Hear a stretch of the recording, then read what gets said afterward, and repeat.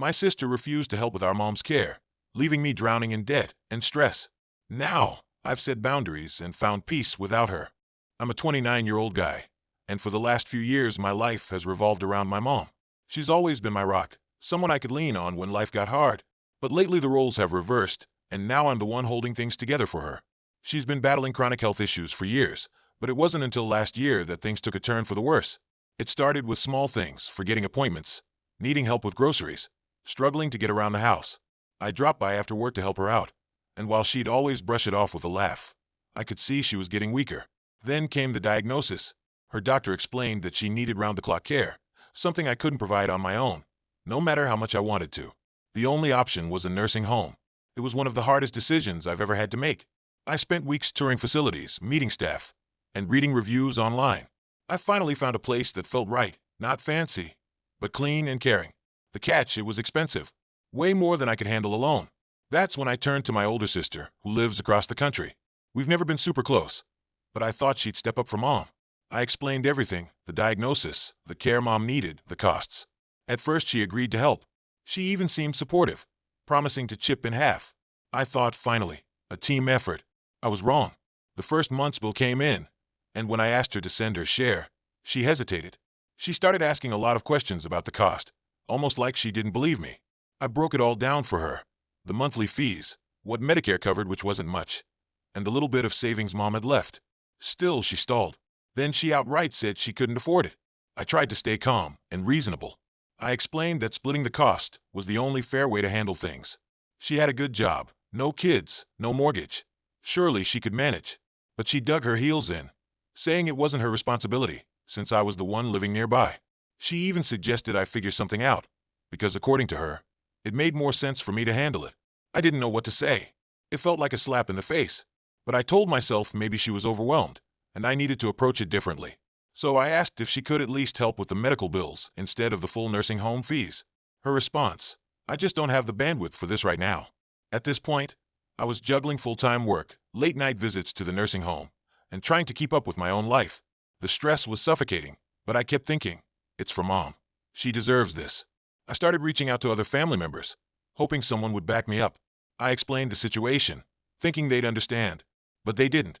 Most of them said the same thing, I was closer, so it made sense for me to take care of things. One relative even had the audacity to say I should be grateful I could help. Grateful for drowning in debt while everyone else stayed on the sidelines. I ended up taking out a personal loan to cover the costs. It wasn't ideal, but I didn't see another way. I started cutting back on everything, eating out, hobbies, even small luxuries like coffee from my favorite cafe. Every dollar went toward the nursing home. My partner tried to help where they could, but I didn't want to drag them into this mess. It felt unfair to make my personal struggle their burden too. As the months went on, the weight of it all started to crush me. Every time I spoke to my sister, it turned into a fight. I'd ask her to reconsider helping, and she'd say I was guilt-tripping her. One time, she even accused me of exaggerating Mom's condition to make her look bad. I couldn't believe what I was hearing. Meanwhile, Mom wasn't improving. The nurses did their best, but her condition was progressing. And every visit reminded me of how helpless I felt. She'd always smile when she saw me, but there were days she barely recognized me. Those were the hardest. I kept thinking about how different things would be if my sister just helped, even a little. It wasn't just about the money. It was about knowing someone else cared enough to share the load. Instead, every interaction with her pushed us further apart. She'd call occasionally, but it was never to ask about Mom. It was always about her work or her social life, as if none of this was happening. One night, after an especially bad day, I told her how much this was affecting me. She brushed it off, saying, "You're the one who chose to put her in a home. Don't make that my problem." I didn't have a response to that. What could I say? It was clear she wasn't going to change her mind. I hung up the phone and stared at the ceiling, wondering how things had gotten so bad. How had my family turned into this? I don't know what the future holds, but one thing's clear. I can't keep doing this alone. Something has to change. Update 1. I decided to try one last time to get through to my sister. The bills were piling up faster than I could manage, and I thought that if I framed it differently, smaller, more specific asks, she might reconsider. Instead of asking her to split the full nursing home fees, I suggested she cover just the medical bills.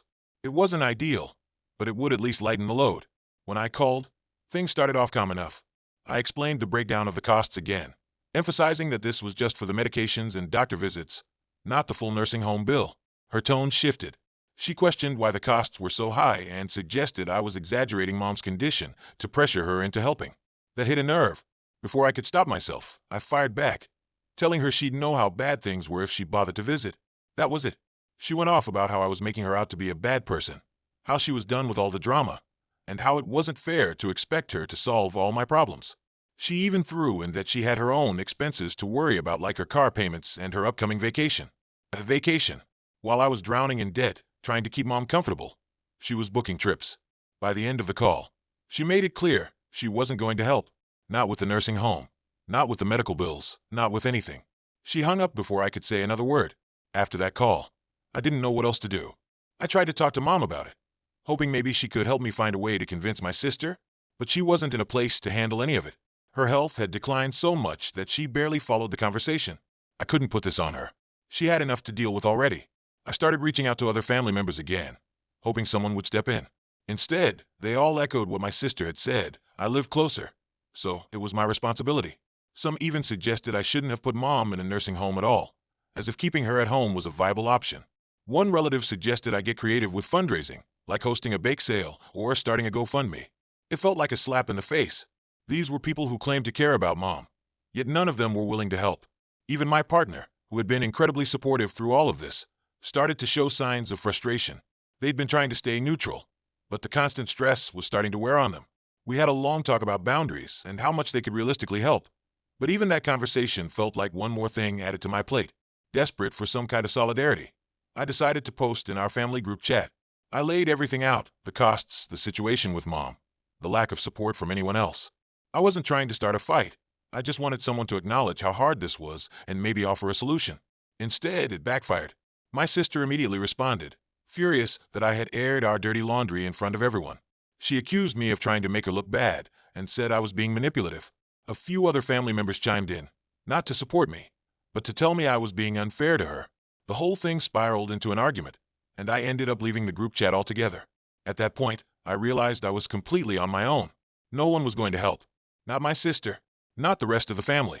The weight of that hit me like a ton of bricks. I started looking for other ways to manage the costs long term, so I scheduled a meeting with a financial advisor. They were sympathetic, but their suggestions weren't much help. More loans, more debt. None of it felt sustainable. My partner, seeing how overwhelmed I was, offered to contribute more. They even suggested dipping into their savings to help cover the costs. As much as I appreciated the gesture, I couldn't bring myself to accept. This wasn't their responsibility, and I didn't want to strain our relationship by dragging them further into this mess. That night, I sat down and thought about my options.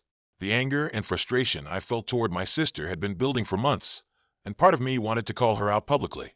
I knew it wouldn't fix anything, but the thought of exposing her refusal to help was tempting. At the same time, I worried about what that would do to the family dynamic, what little of it was left. I still haven't decided what my next move will be. All I know is I can't keep going like this. Something has to change, but I have no idea what that looks like yet. Mom's health wasn't improving, work deadlines were piling up, and the latest nursing home bill hit my inbox like a gut punch.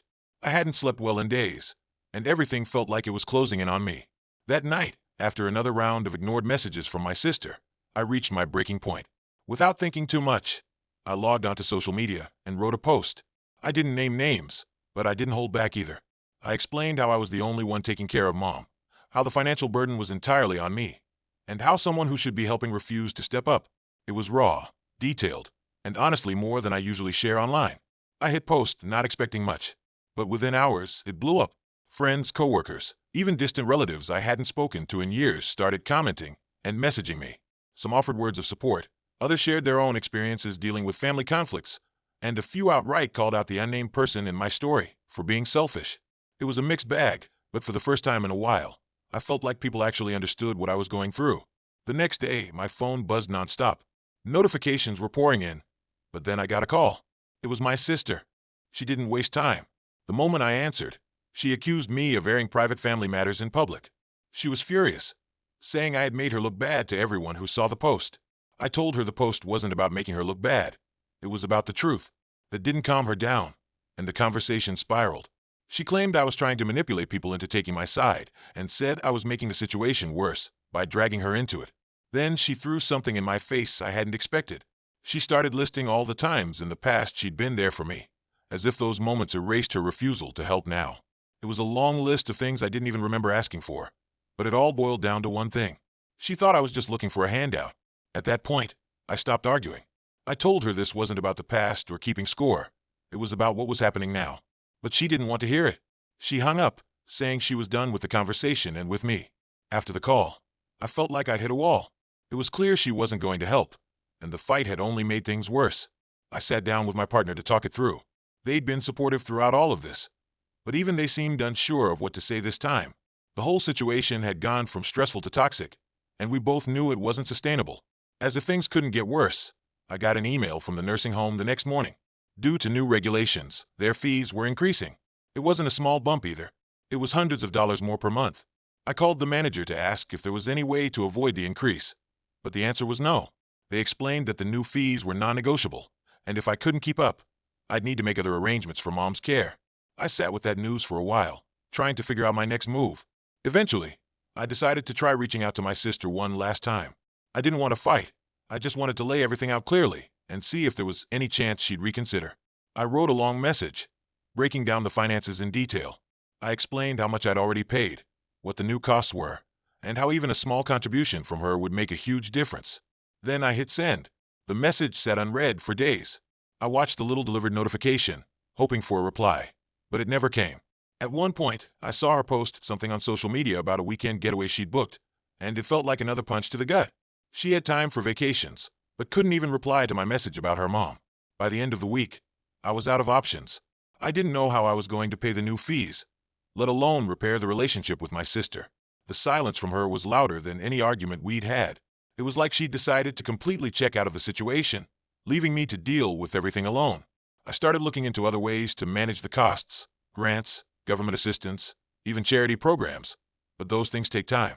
Meanwhile, the bills kept coming, and the gap between what I could pay and what was owed kept growing. It felt like no matter what I did, I was sinking deeper into a hole I couldn't climb out of. As for my sister, I don't know if there's any way to fix things now. After everything that's happened, it feels like the damage is permanent, but I don't have the energy to think about that right now. All I can do is focus on keeping Mom taken care of and hope something changes. Though at this point, I don't know what that could be. Update 3: The first thing I did was apply for government assistance to help cover Mom's nursing home costs. It wasn't a quick process. After filling out pages of forms and providing every financial detail of my life, I got an initial approval. The relief was short-lived, though, because the program administrator informed me the funds wouldn't be available for months. That left me scrambling to figure out how to keep up with the bills in the meantime. I decided to reach out to my sister again. I wasn't looking for a fight. I just needed help bridging the gap until the government funds kicked in. I sent her a short, direct message, explaining the situation and asking if she could pitch in temporarily. It didn't take long for her to respond, but her answer wasn't what I'd hoped for. She dismissed my request, saying she didn't want to get involved in more of your drama. That response hit differently. It wasn't just about the money anymore. Her attitude, the way she seemed so detached and uninterested, it made everything feel even harder. I realized there was no point in asking her again. She had made her position clear, and I was wasting energy trying to change her mind. Around that time, my partner stepped in more than ever. They suggested we sit down and create a joint financial plan to manage the nursing home costs. It was a kind offer, but it made me uneasy. I didn't want to drain their savings or strain our relationship. Still, we worked through the numbers together, looking for ways to stretch every dollar. Even with their help, though, the math didn't add up. I started researching cheaper nursing homes, hoping I could find something more affordable that still offered decent care. The options were limited. The lower-cost facilities had long wait lists or poor reviews, and I couldn't bring myself to move Mom somewhere that felt unsafe. It felt like every solution came with a new set of problems. One evening, I vented to a close friend. They'd been supportive throughout everything, but had mostly stayed on the sidelines. After listening to me go on about my sister's refusal to help, they suggested I give her an ultimatum. Either she steps up, or I cut ties. It sounded drastic, but they argued that I was pouring too much energy into someone who clearly didn't care. The idea stayed with me for days. Cutting ties felt extreme. She was my sister, after all. But how much more could I take? Every interaction with her left me more stressed, and her lack of empathy made it hard to imagine a path forward. I wasn't ready to make that decision yet, but it lingered in the back of my mind. Out of nowhere, my sister reached out. She had apparently seen my social media post, the one where I vented about the situation, and wanted to talk. She apologized for how things had gone between us, saying she regretted how the arguments had escalated. For a moment, I thought maybe things could turn around. But then she made it clear she still wasn't willing to contribute financially. It was like she wanted to smooth things over without actually solving the problem. After that conversation, I felt more drained than ever. It was hard to see a way to repair the relationship when the core issue remained unresolved. I talked it through with my partner, who suggested I see a therapist to help navigate the family dynamics. At first, I was hesitant. Therapy felt like just one more thing to add to my plate, but I eventually agreed. The therapist helped me see that I needed to set boundaries, not just with my sister, but with everyone who wasn't supporting me. They explained that it was okay to focus on my own well-being, even if it meant stepping back from certain relationships. It wasn't an easy thing to hear, but it made sense. I couldn't keep waiting for my sister to change. By the end of that week, I reached a painful conclusion. I needed to stop relying on her. She had shown me time and time again that she wasn't going to step up, and I couldn't keep wasting energy hoping she would. It was a hard realization, but it gave me a sense of clarity. If I couldn't count on her, I'd have to find another way. Now, I'm at a crossroads. Part of me wants to confront her one last time to lay everything out and see if there's any chance she'll understand. But another part of me wonders if it's even worth it. Maybe it's better to just move forward without her and focus on the people who are actually in my corner. For now, I'm still deciding. One thing's for sure, though. I'm done chasing after her support. The decision to stop relying on my sister didn't fix everything overnight, but it gave me a starting point. With that weight off my shoulders, I threw myself into finding solutions. First, I connected with local charities that help families in situations like mine. After some back and forth and submitting more paperwork than I thought possible, I managed to secure a small grant. It wasn't much, but it covered a portion of the outstanding nursing home bill, which gave me some breathing room. Next, I focused on moving my mom to a more affordable facility. The wait list had discouraged me before, but this time I was persistent. I called daily, checked for cancellations, and even showed up in person to speak with administrators. My persistence paid off when a spot opened up at a smaller, less expensive home nearby. It wasn't fancy, but the staff seemed kind, and the reviews were decent. The move itself was emotional. Watching my mom leave the place where she'd been cared for felt like another reminder of how fragile her situation was. But once we got her settled, I felt a small sense of relief. The new home wasn't perfect, but it was something I could afford without completely drowning. In the middle of all this, my sister reached out again. This time, her tone was softer. She mentioned feeling bad about how things had gone, but still insisted she couldn't help financially. Instead, she offered to be there emotionally if I needed someone to talk to. It felt like another empty gesture, but I thanked her and moved on. There wasn't much else to say. With my mom's care stabilized, I started focusing on myself. The therapist I'd been seeing encouraged me to set boundaries and prioritize my mental health. I took their advice and began saying no to family members who tried to guilt me into taking on more than I could handle. It was awkward at first, but it got easier over time. One of the hardest parts was dealing with my partner. They had been so supportive throughout everything, but I could tell the situation was wearing on them too. We had a long talk about what the future might look like and how to make sure we stayed strong as a team. We came up with a plan to carve out time for ourselves, separate from the chaos of my family situation. It wasn't a perfect fix, but it helped us reconnect. A few weeks later, I got some unexpected news. The government assistance I'd applied for finally came through. The funds weren't enough to cover everything, but they made a huge dent in the monthly costs. For the first time in months, I felt like I could see a way forward without constantly scrambling for money. During this time, I joined a local support group for caregivers. Hearing other people's stories was both heartbreaking and comforting. It reminded me that I wasn't alone in this struggle, even though it often felt that way. One of the group members introduced me to an organization that offers free legal advice for families dealing with elder care. They helped me navigate some of the more confusing aspects of Mom's medical bills, which saved me from overpaying on a few items. With things settling down financially, I started focusing on repairing the relationships that mattered most. My partner and I planned a small weekend getaway. Nothing extravagant, just something to help us reset. It was the first time in months I'd done something that wasn't directly related to Mom's care, and it felt strange but necessary. As for my sister, I decided to take a step back. I wasn't ready to cut ties completely, but I also wasn't going to chase after her anymore. If she wanted to be part of Mom's life or mine, that was up to her. For now, I needed to focus on what I could control. One day, while visiting Mom, one of the nurses mentioned how much she seemed to be enjoying the new facility. It caught me off guard. I'd been so wrapped up in the logistics of moving her that I hadn't stopped to notice how she was adjusting. Hearing that she was happy made all the effort feel worth it. The therapist's advice about boundaries continued to stick with me. I stopped engaging with family members who only reached out to criticize or offer unhelpful advice. Instead, I leaned on the people who had shown me genuine support, my partner, close friends, and the caregivers at Mom's new home. Slowly but surely, things began to feel manageable again. I don't know what the future holds, but for the first time in a long while, I feel like I'm moving in the right direction. The drama with my sister isn't completely behind me, but it no longer consumes my energy. Mom is in a safe place, the bills are under control, and I'm starting to feel like myself again. This journey has been harder than I ever imagined, but it's also shown me how strong I can be when it matters most. Whatever comes next, I know I'll handle it. For now, that's enough. Update 5. A few weeks after I had settled Mom into her new nursing home, I received a letter in the mail. The handwriting on the envelope was unmistakably my sister's. It had been a while since we'd spoken, and the sight of her name on the return address felt like a twist in the story I'd been trying to move past. The letter was short. She wrote about how she regretted the way things had gone between us, and acknowledged that she could have handled things differently. But it stopped there. There was no apology for not contributing financially or for the hurt caused during our fights. It felt like she wanted to clear her conscience, without truly addressing the heart of the issue.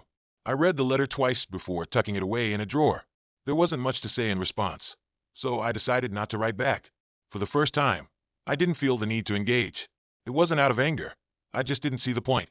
The relationship we once had felt like a distant memory, and I wasn't sure if it was something that could ever be rebuilt. Instead, I focused on the progress Mom was making. Despite her condition, she seemed to be adjusting well to the new facility. The staff kept me updated regularly, and during my visits, she seemed more at ease. She even had moments of clarity where she recognized me and asked about the rest of the family.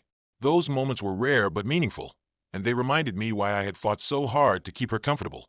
My own life started to feel more balanced too. With the financial strain eased by the government assistance and the grant I'd secured, I wasn't constantly scrambling to make ends meet. I started picking up hobbies I'd set aside months ago and spent more quality time with my partner.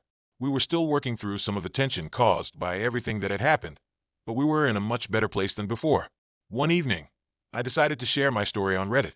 I'd been reading similar posts for months, stories of family drama, caregiving struggles, and complicated relationships. They had made me feel less alone during the hardest parts of this journey, so I thought maybe my experience could do the same for someone else. I laid everything out, the financial struggles, the fights with my sister, the steps I'd taken to get through it all. I didn't hold back on the details, but I also made it clear that I wasn't looking for sympathy. I just wanted to share what I'd learned and maybe get some advice on how to move forward with my sister, or if I even should. The post blew up overnight. People flooded the comments with a mix of support, advice, and their own stories. Some told me I was right to cut my sister out, while others suggested I keep the door open for reconciliation. A few even shared tips for navigating strained family relationships, which I found surprisingly helpful. The biggest takeaway was that prioritizing my own well-being and Mom's care wasn't selfish. It was necessary. Reading those comments was like a weight lifting off my shoulders. For so long, I'd felt isolated, like no one really understood what I was going through. But here were hundreds of strangers validating my choices and offering encouragement. It was the reminder I needed that I wasn't alone in this. As the days passed, I continued to manage Mom's care with a new sense of clarity. I made sure to visit her regularly, but I also made time for myself. I started saying no to family members who tried to pull me into unnecessary drama and focused instead on the relationships that brought me peace. My partner and I even started planning a longer trip for the first time in years, a chance to reconnect and take a much-needed break. The situation with my sister remained unresolved, but I was okay with that. I wasn't ready to forgive her yet, and I didn't know if I ever would be. But for now, I was content with the distance. If she wanted to rebuild our relationship, it would have to start with real accountability on her part.